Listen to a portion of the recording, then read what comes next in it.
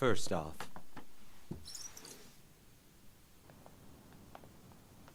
he lied? Yeah. What he said was true far as it went. And his power is the real deal, too. But there are a few things it doesn't cover. Like? Like how tough Zushi is. In our fight, he got up every time I knocked him down. That was pretty annoying. Which is why I got a little pushy with him at the end.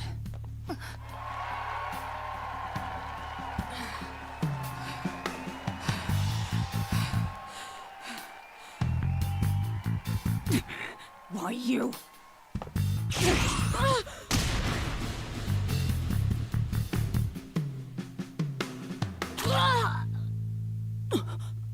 Oops. Oh! Sushi sails out of the ring! And straight to the hospital by the looks of it. That's gotta hurt!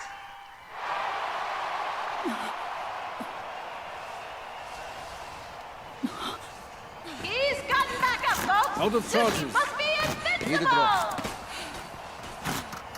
thanks. Does anyone have funds? But the referee... We can do this. We can do this. We can do this. Can you smoke your one? No. We can do this.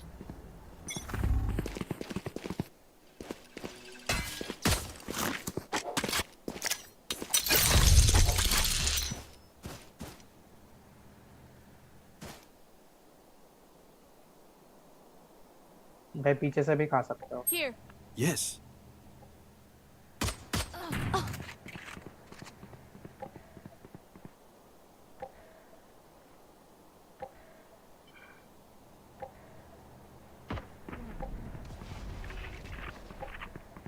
Here. Concussing.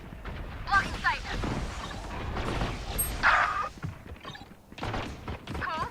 Enemy in the fence. Kang side. One enemy remaining. Yikes. That sucks. Bravo. Gun here. Oh yeah, there's the adrenaline. Yes.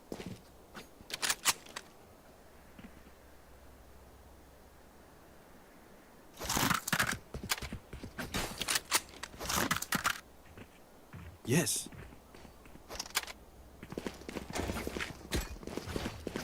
We can do this. Rush them. Let's have some fun. भाई backshot के लिए लगा दो. Again.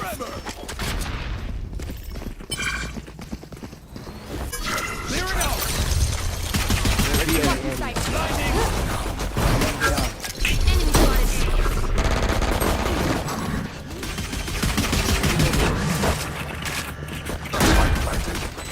Reloading. Shock dart. Stealing sight.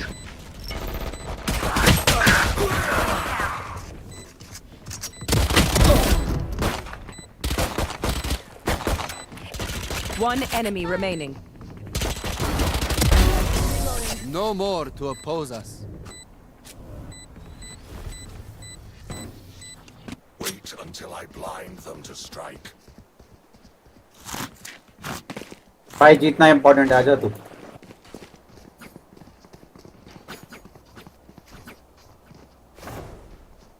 We can do this.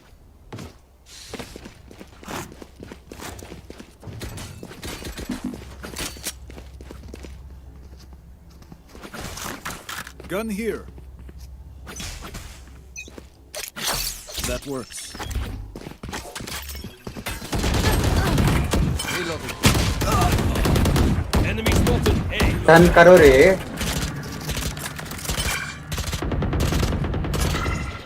Reloading. He has awarded a critical hit and knockdown. Backstep. Killua wins by TKO with 11 total points. It wasn't his strength of will alone that kept him standing that whole time. Concussing.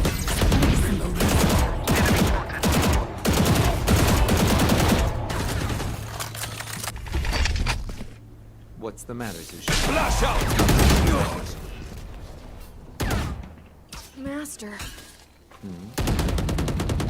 Why did you lie to Gon and Killua just now? Lie. Are you referring to my explanation? Yes. The 4 exercises are Ten, Zetsu, Ren, and Hatsu. But they don't mean what you told them. Did you decide to lie to them because they aren't your students?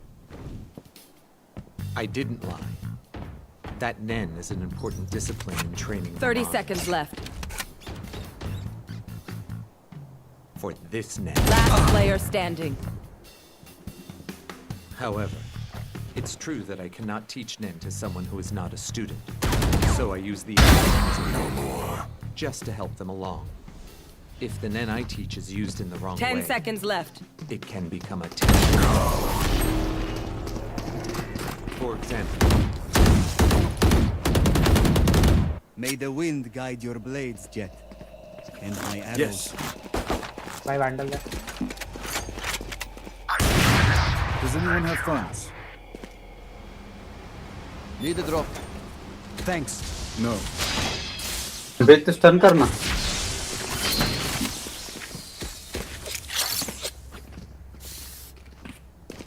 That's a good double initiator है तो एक stun कर ले बस. No. Trevor! है that is I think he's off.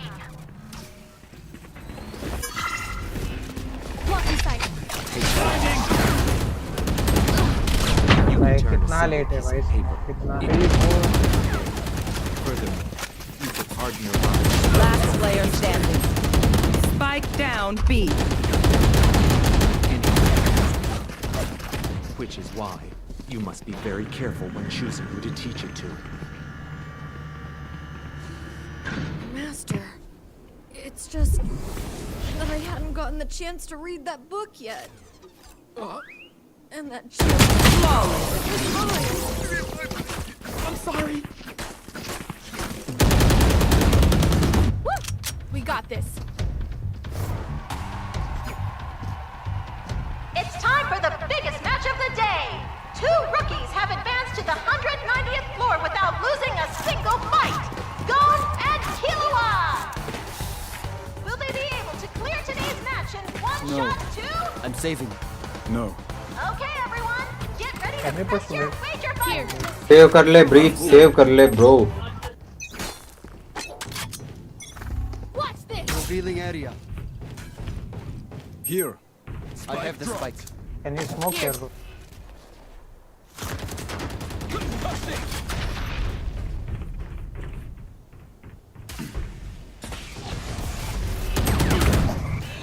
Enemy spotted A. Bravo.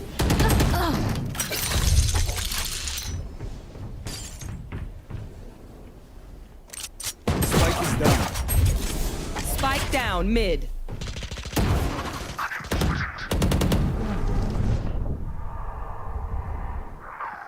I have the spike. Reloading.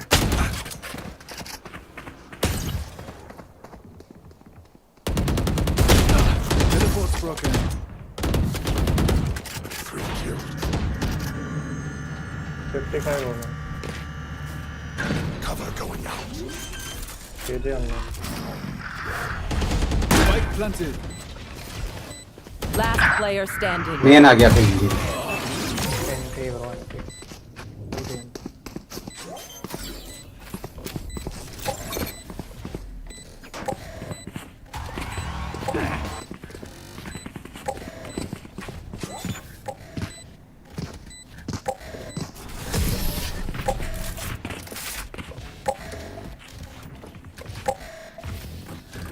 My burden never ends.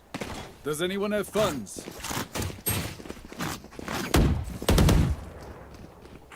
Which what you want? Does anyone have funds? Need a drop. Thanks. Breath तू ना अपना सी यहाँ पे डाल ले. मैं ये flash करूँगा एंटर के टाइम पे. जब तू आ जाना तो डैश मार ले जन. फिर तू स्टन कर ले. इनिशियल हम जगह लेके रहेंगे. Scanning ahead.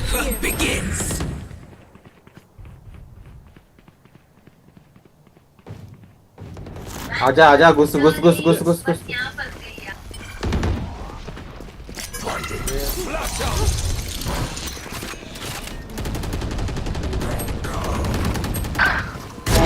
सब कहाँ पे हो रहे, कब आओगे? Last player standing. Spike down A.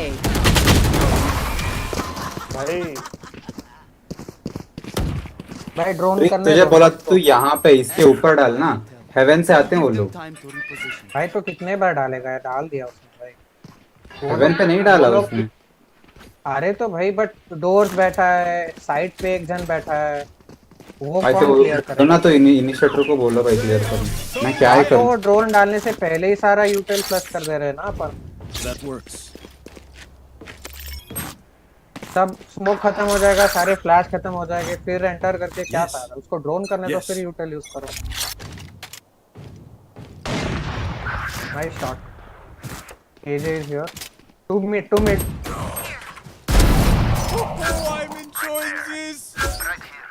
KJ है यहाँ पे, 2 लोग हैं, चले जाओ वहाँ पे। सोवा रहेगा, सोवा भी मिड आया।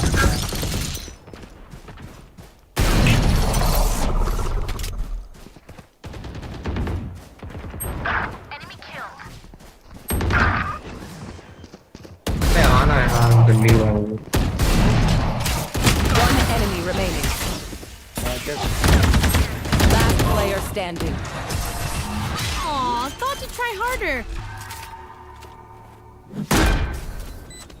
We get a pick, we move in. Got it? We can do this. भाई जब हम यहाँ पे साउंड देंगे वो पूरा चुप के रह देंगे, यहाँ पे और यहाँ पे डोर तोड़ के बैठेंगे। जब हम एंट्री करेंगे तब वो आएंगे। Thanks. Yes. 3 राउंड से दिख रहा हूँ। That's a good spot. अरे तो फिर आप बताओ क्या करना है भाई? मेरे को पिक निकालो। We can do this. Reach का अल्ट है। No. Play slow play. Chamber No. का पिक आ गया। Give him 30 seconds, भाई 30 seconds पे उसको pick निकालना है। नहीं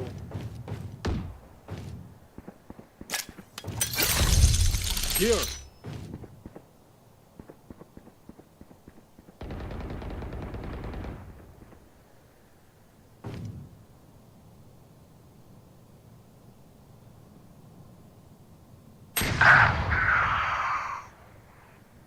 Bravo. Spike dropped.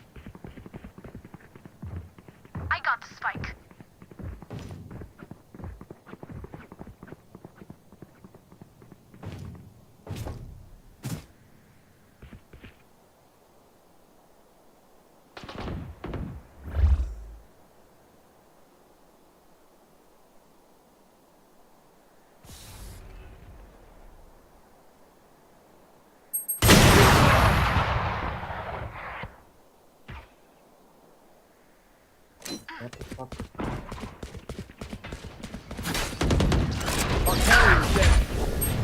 Spike down B.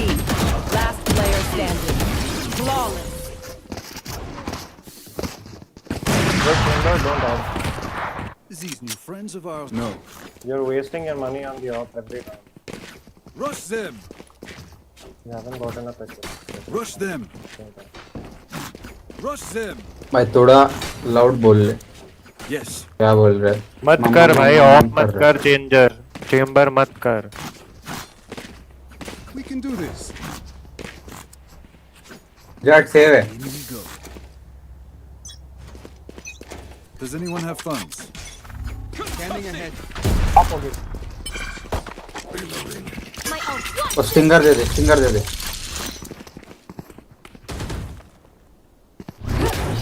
No drone this. अरे शॉट Block the sight. सही है क्या? ओके।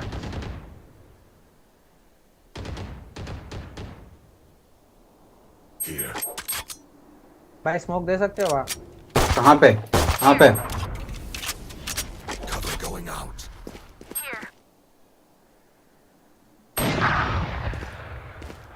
Here. बढ़िया बढ़िया। Blocking sight. अरे भाई तुम कुछ तोड़ोगे क्या यार?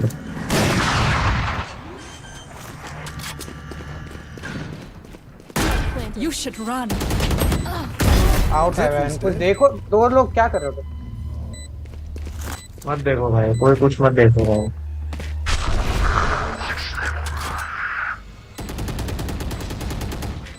हैं? Teleport's ready.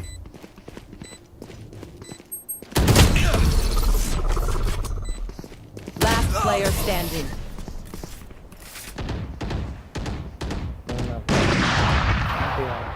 Their backs will be towards at least one of us.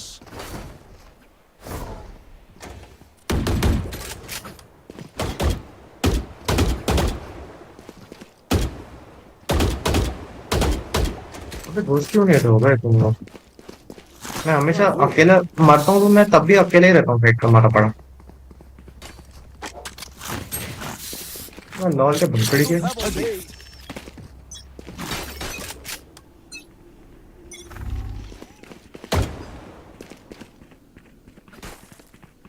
Revealing area. Shadows traveling. Deploying drone. Reloading. Hello. Spike drop. I have the spike.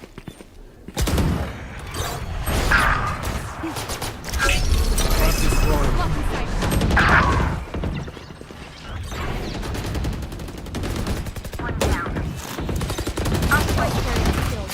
I have the Spike spike. down B. Last player standing. भाई क्या करे भाई? तूने कम से कम 100 damage किया उसके turret. Swapping in new fusion cells. Okay, my arms are good. We can go.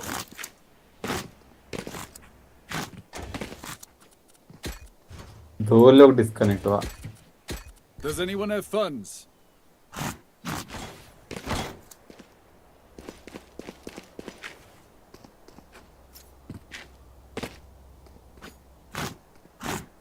I am everywhere.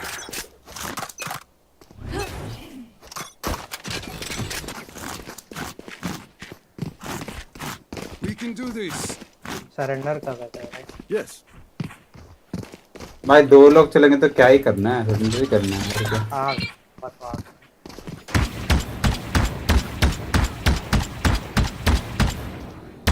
Shadows traveling.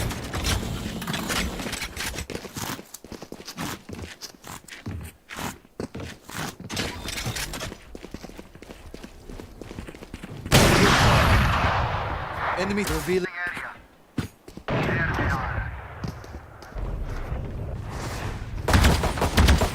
Reloading.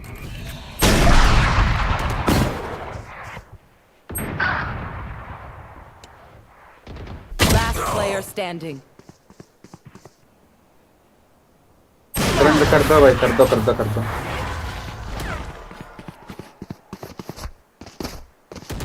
Last round in the half. Buy the best guns you can. करो.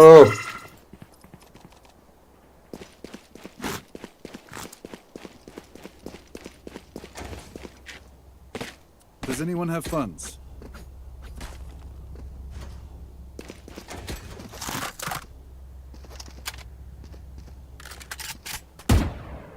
We can do this.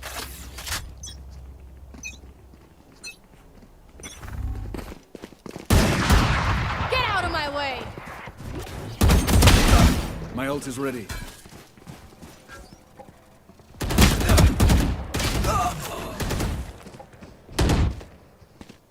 Our spike carrier is dead. Spike down mid. Last player standing.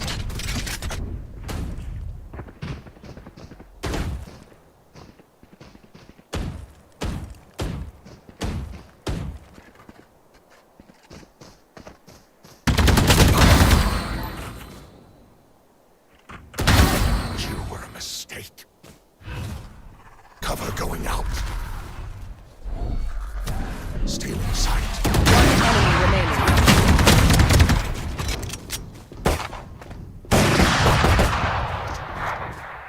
What is bro? No. Anti bro.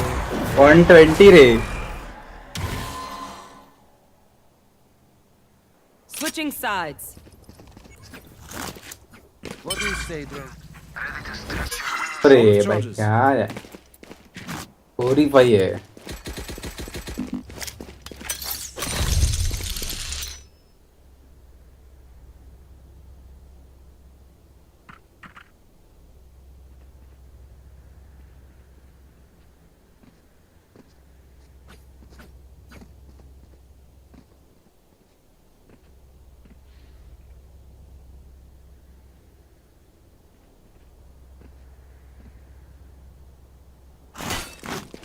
Who will I spot first?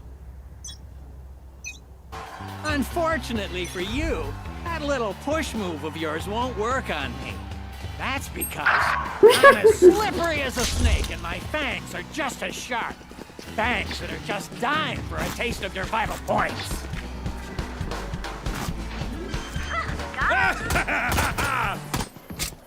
Spike Enemy planted. spotted A. Reloading. One enemy remaining. और lineup वाला है कैसे भाई भाई जीत गए भाई देख भाई No जिसने fireworks. Teleport's ready. मना किया था चेम्बर भाई तो झाड़ खेले Let's attack. I'm amped. Let's go. I got things to do. We can do this.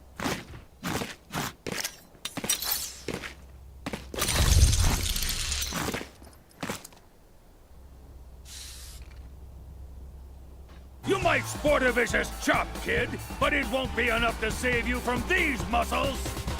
And do you want to know why? Because I'm totally ripped, obvious.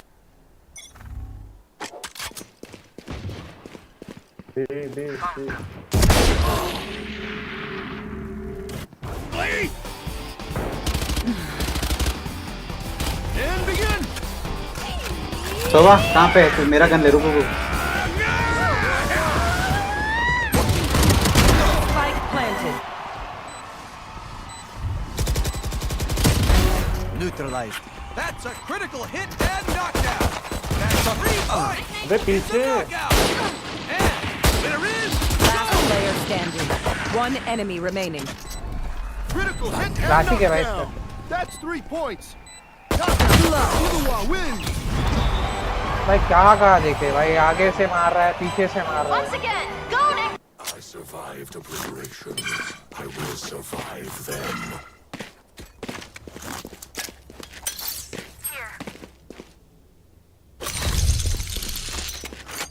भाई जड तू कर रहा है क्या Does anyone have क्या funds? नहीं भाई मैं और सोवा तो पार्टी में आऊंगा फिर चेम्बर कर रहा है क्या No. Need a Does drop. anyone have phone funds? F6 कौन दबा रहा है F5 दबाओ ना भाई क्या अभी भी इतना होप से क्या खेलो फिर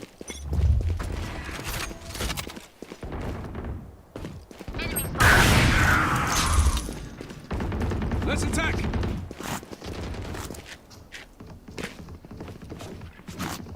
Scanning ahead. Found them. Last player standing. मैंने Knock down their opponents with one attack, meaning both of them have successfully cleared the 190th floor. Both competitors advance to the 200th floor. This place is nice. The but not nice 200th enough to floor die in. already? Let's win and get out of Zeus- here. We can do this. They are so dead.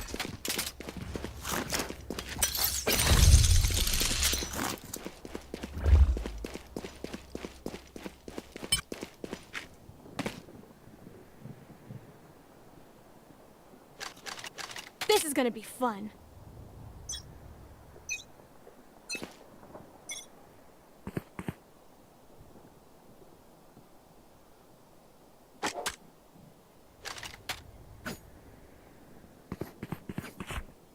Mid है सब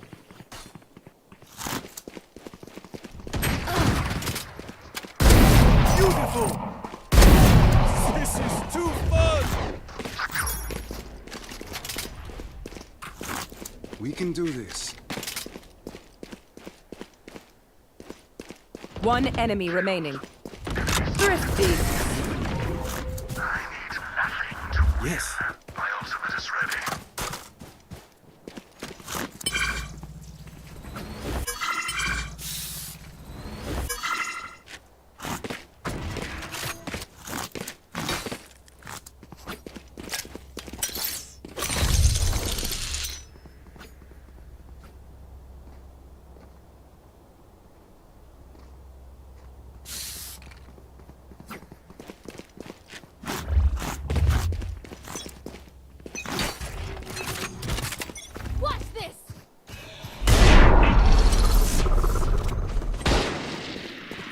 spotted mid. I don't think so. You lose. That's 3. Last player standing. Okay. One enemy remaining. You can finally let go. I'll make them remember. They're only human. My ult's not ready. Does anyone have funds? Merci. भाई उतना पैसा रख Does anyone have funds? Thanks.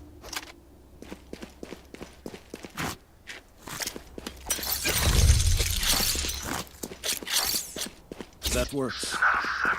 Yes.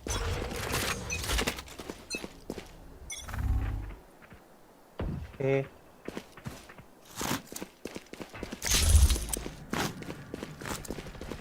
The hunt begins.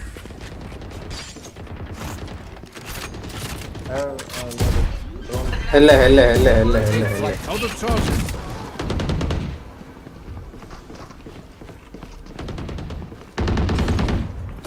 Okay. अरे Spike planted. 105 नीचे है generator. Teleport's ready. Last player standing. Chuck that.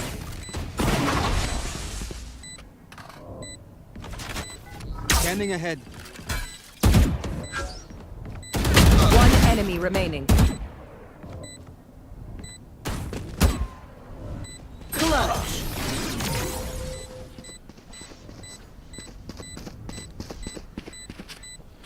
Match point.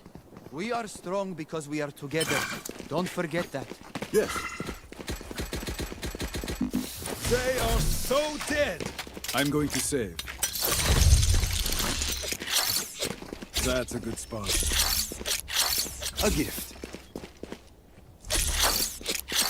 That works. Yes. We can do this. Yes.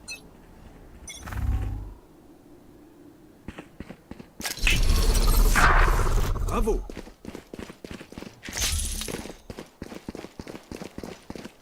Get out of my way! Last player standing. You should run. Nowhere to run!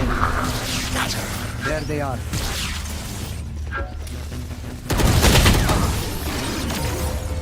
Attackers win.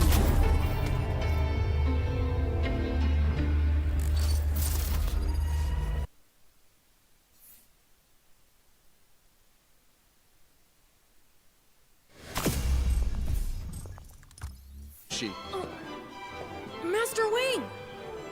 Killua and Gon have already reached the 200th floor, have they? Yes! They're both amazing fighters! I really need to...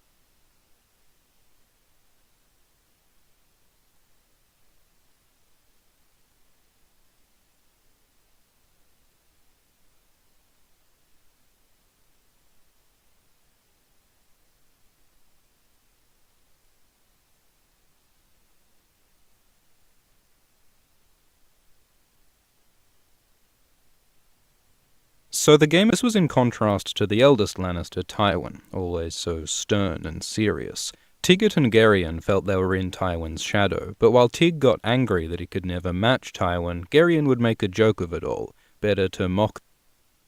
ಇದು Philips all in one trimmer. ಮನೆಯಲ್ಲೇ pro finish ಮಾಡಬಹುದು. ಪೂರ್ತಿ ಬಾರ್ಬರ್ನಂತೆ. Oh wait. Are you looking for a custom PC build? Hey, what's up, Lonerbox? Catch us up on last week's international news. But a lot of news between Israel and Hezbollah in Lebanon. I think we'll start with a historical anecdote. Throughout the Israel-Palestine conflict, in the Arab and Muslim world, there's always been a particular leader or organization that takes up the mantle of being the spearhead against Zionism. So right now, that is obviously Iran and the Axis of Resistance. Once upon a time, it was Nasser in Egypt. For a period, it was also Saddam Hussein, especially late 80s, early 90s. Saddam Hussein at one point built up a lot of clout in the Middle East by posing as the guy who was going to take on Israel. He would go on, a lot of it was just rhetorical. He would support Palestinian armed groups, but a lot of it was just rambling about how he was going to scorch half of Israel with chemical weapons and things like that. I think in the first Gulf War, he fired Scuds over at Israel. So in the early 90s, after the first Gulf War, Israel actually had a plan to assassinate him. And they went through a whole bunch of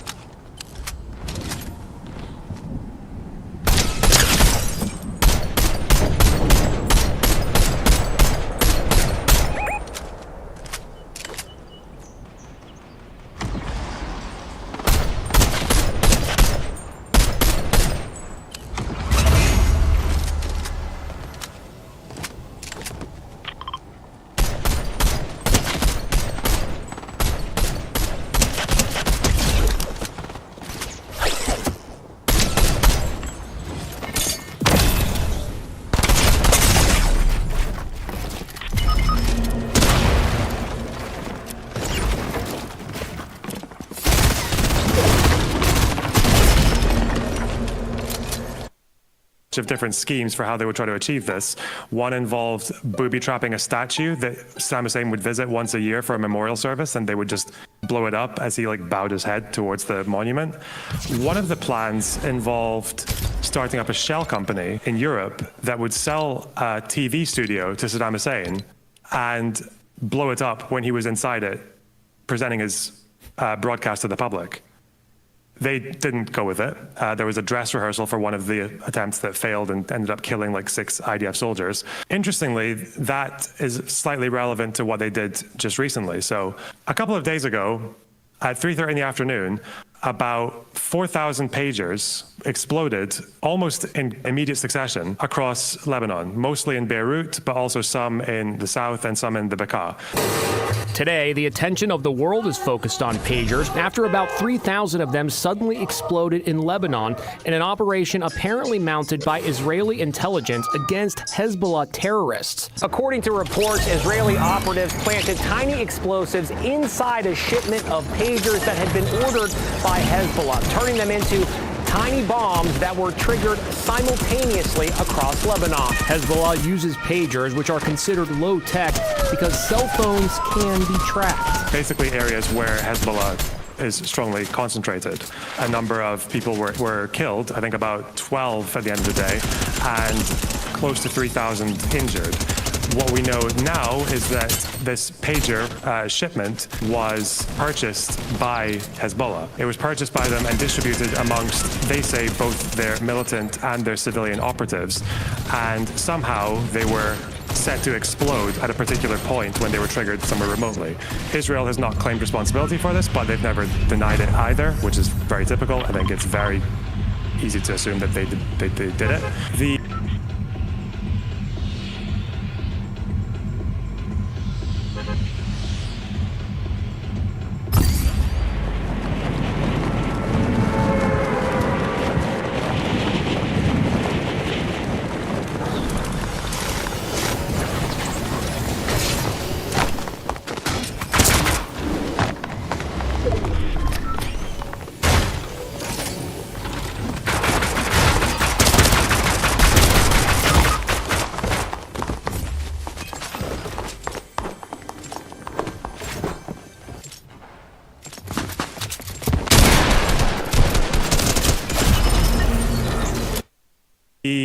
deaths seem to so far mostly have been claimed by Hezbollah's armed forces. They have their website where they publish everyone who dies in their actions against Israel, and I think 10 people on that day out of the 12 were claimed by Hezbollah. 4 of them seem to have also been healthcare workers. I don't know if they were medics exclusively or if they were multitasking. It's given how Hezbollah operates, it could be either.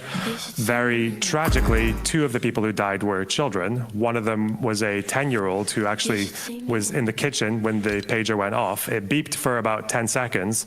She picked it up to go and bring it to her dad, who was a Hezbollah operative, and it exploded in her face and killed her. That's day 1. Day 2, a bunch of Hezbollah walkie-talkies explode, killing another 25 people roughly, and injuring another few hundred.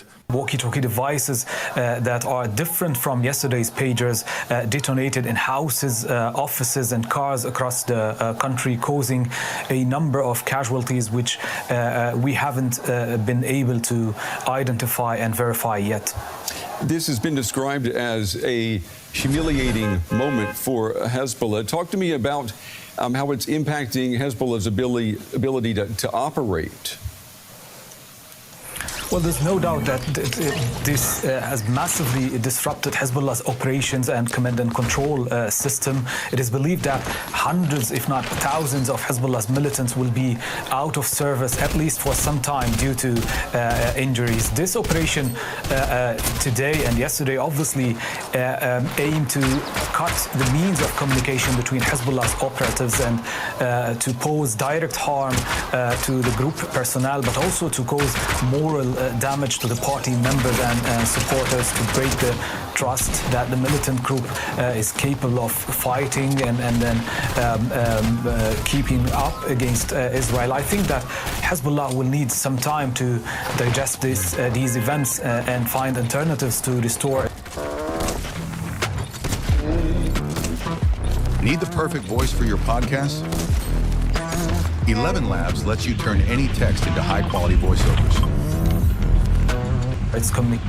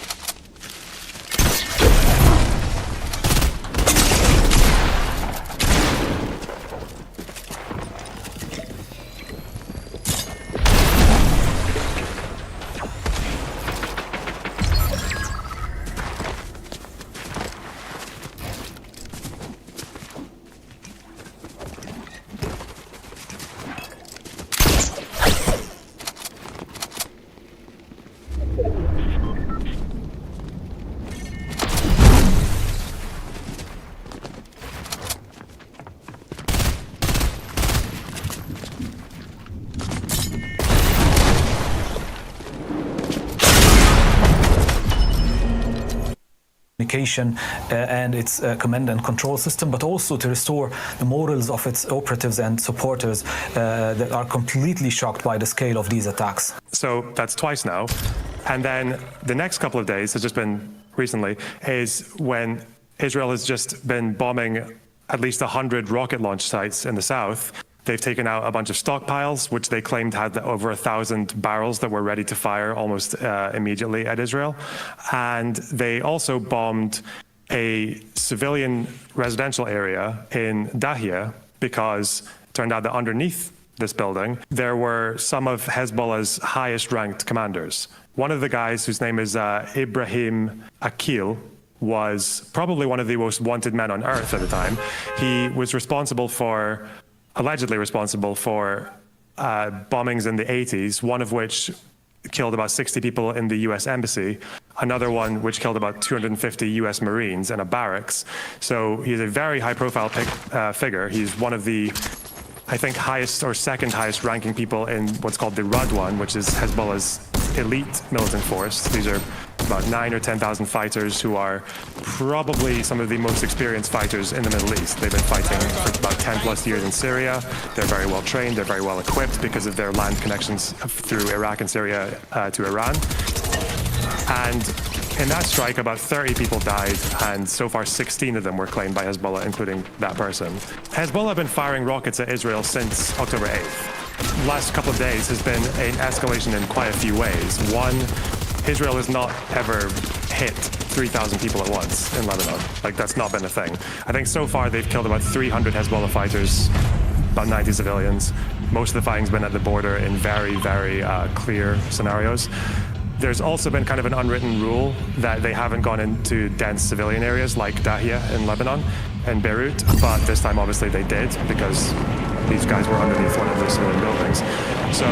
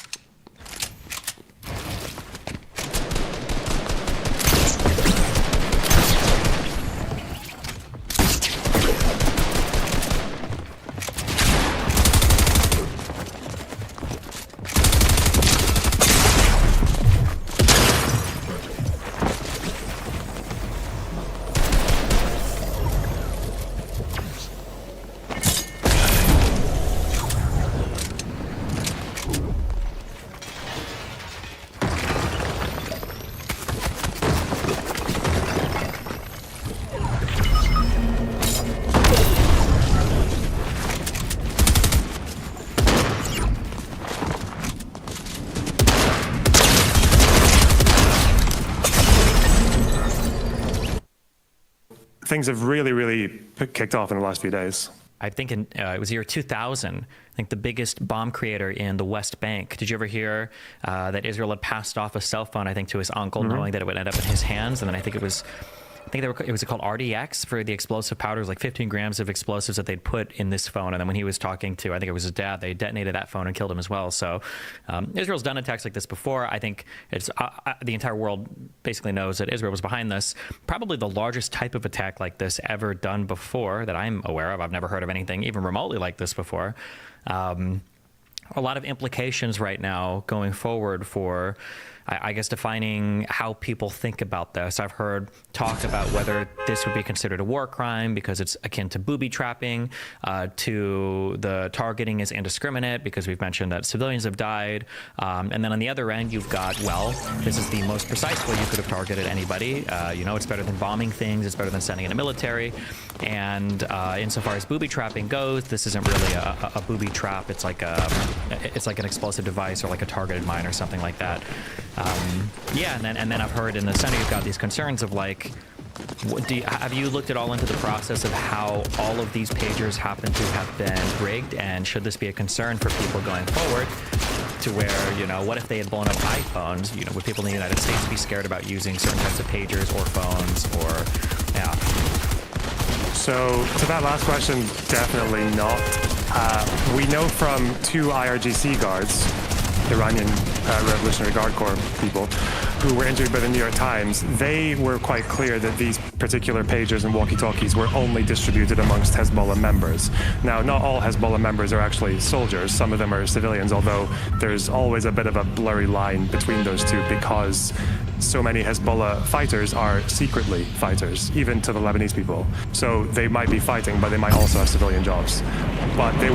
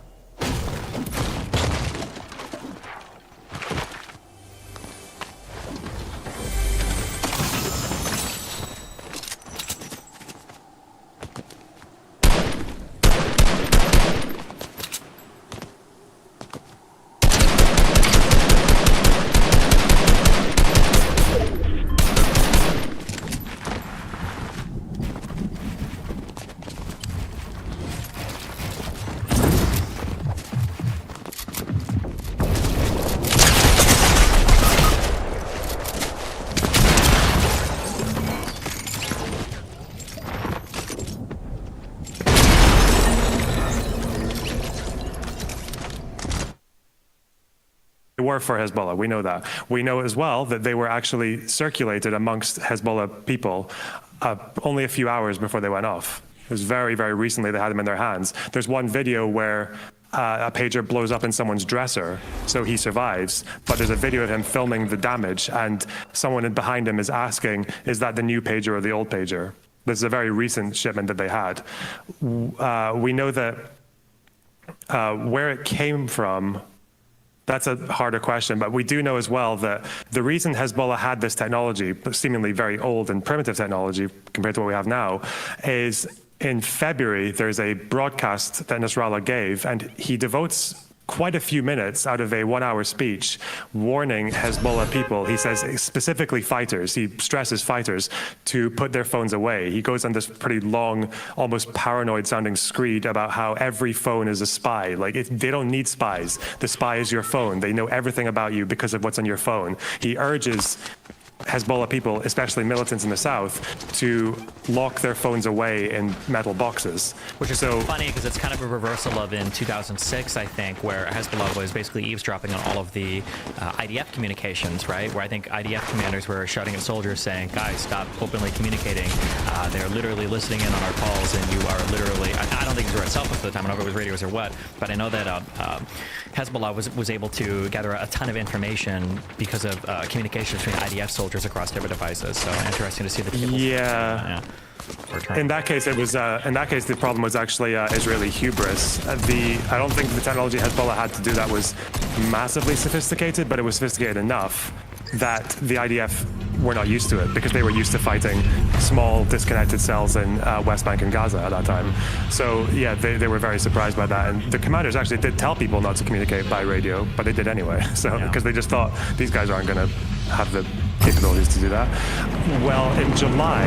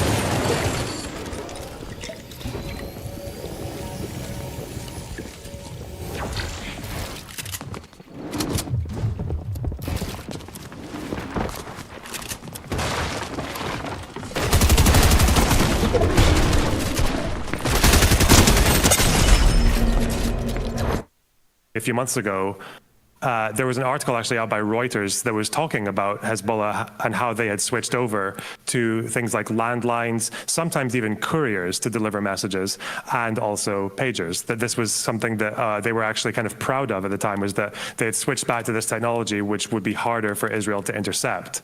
So, of course, they did intercept it, but they intercepted it seemingly by either making these devices themselves or by intercepting them at some point in the chain. The pagers were attributed to a Taiwanese company, first of all, but then it seems that the Taiwanese company only allowed the brand to be used. The manufacturing was done by a very strange, shadowy company that we don't have that much details on, that's actually based in Budapest. The company's address is actually based at a civilian house in Hungary. And as far as we know, that company doesn't typically make pagers, but they were somehow able to get 5,000 pagers together, potentially arm them, and get them to Hezbollah. So whether or not they have informants or collaborators inside Hezbollah who knew to go for that company, or if they just knew exactly how to set up this company in a way that Hezbollah would find it and buy things from it, that's all very mysterious. But it does answer a few questions about legality, because the question about booby traps, and this would bring you to additional protocol 2 of the Convention on Conventional Weapons. So that convention... That's not you, you're right, yeah, okay. Yeah, so that convention does, and Israel is signed up to it, so they have to follow it. That convention does disallow... Because international law and all of that gets really crazy, and people will argue over AP1, AP2, these additional protocols and everything. I think that this is a cheat sheet, if you're ever curious. I think if you type in like IHL rules and you bring up the Red Cross website, irrespective of a lot of these types of international laws and treaties, the transatlantic...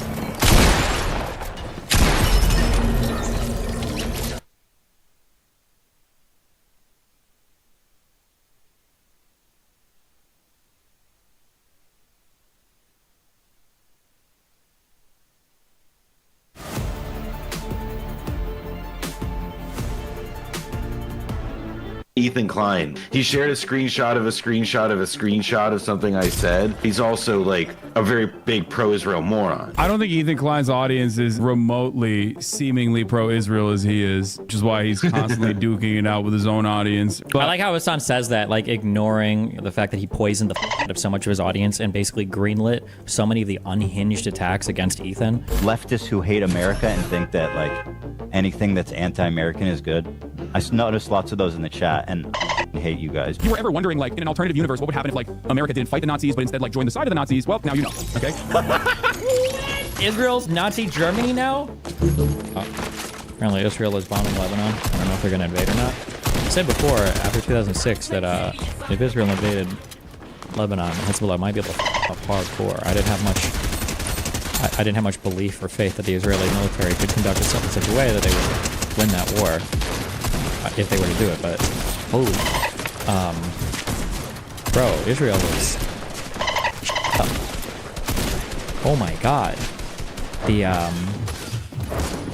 bro, that pager walkie-talkie, that was some wild they talk about being in somebody's head. Oh my god, What do you mean specifically? Why would Hezbollah beat Israel? Hezbollah is a very sophisticated military outfit. Like they're on their shit pretty well. They had a massive stockpile of missiles, supposedly the third largest in the world. I don't know how many they have now after everything getting blown up.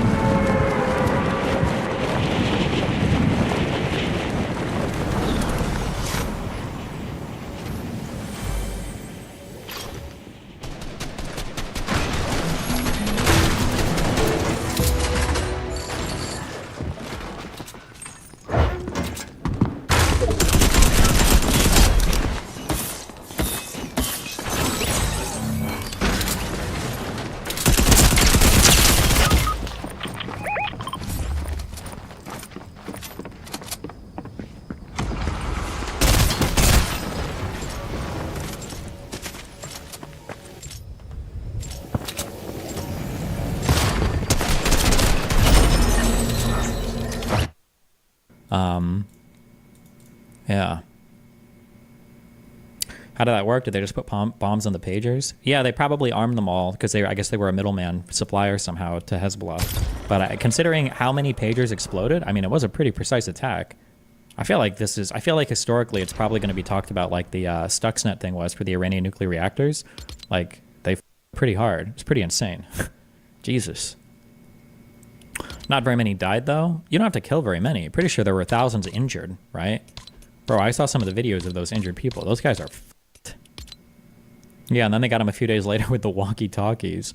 I think for one of the first times ever, Nasrallah was like releasing like pre-recorded speeches and shit because nobody knows when their shit's gonna blow up, like his Death Note. Do you think Israel's going down a dark path with the rise in subtler right-wing extremism, going to war on multiple fronts, etc.? I think the Hezbollah stuff is actually really well done. I think that was a good idea, and I think they executed that really well.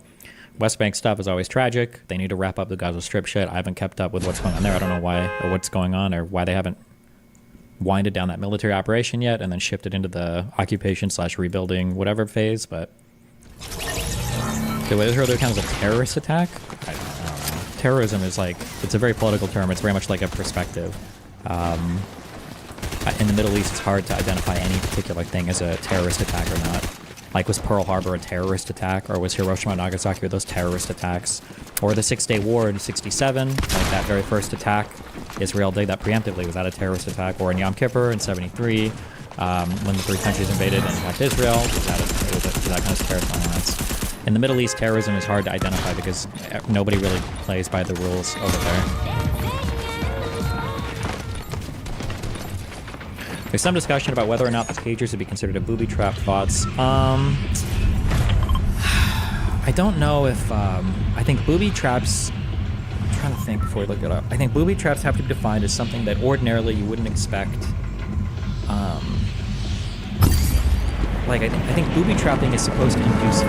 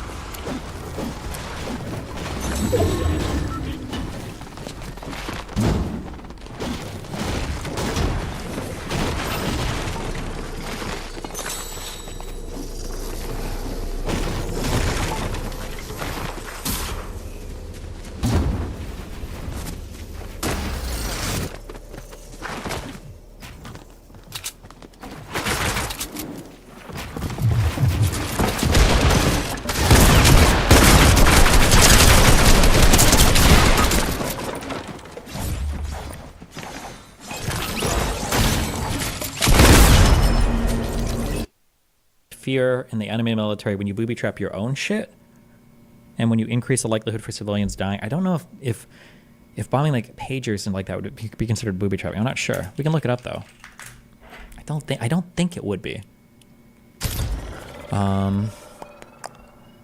The use of booby traps, which are in any way attached to or associated with objects or persons entitled to special protection under international humanitarian law, or with objects that are likely to attract civilians, is prohibited.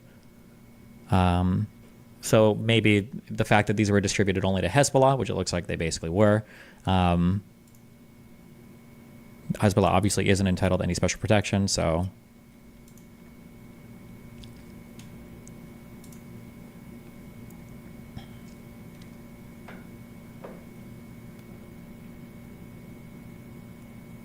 You wouldn't ordinarily expect pagers or walkie-talkies to become an explosive, though, right? I don't know how true this is, but supposedly other devices like solar power equipment were also sabotaged. But I don't know. Well, I mean, if they're pagers that literally go out only to Hezbollah, then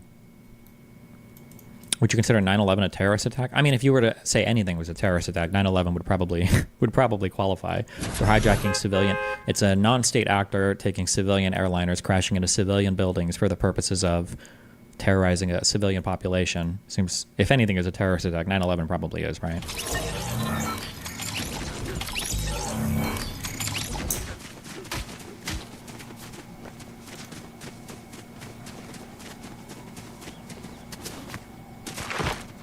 The argument a lot of people were making is that Hezbollah gave them to their civilian members as well, like some doctors/politicians. Yeah, it's hard to know if they even count as civilians or if they'd be military targets as well. Like, I believe enemy leadership is considered fair game in terms of law of armed conflict, but all of that gets very murky, especially because a lot of these people are non-state actors, so it's hard to say, right? Can states do terrorism? I thought it was more of a thing that non-state actors do. Maybe. Like, terrorism is a perspective. It's not like an international definition of terrorism or anything. It's just kind of like it's a subjective term we use. Do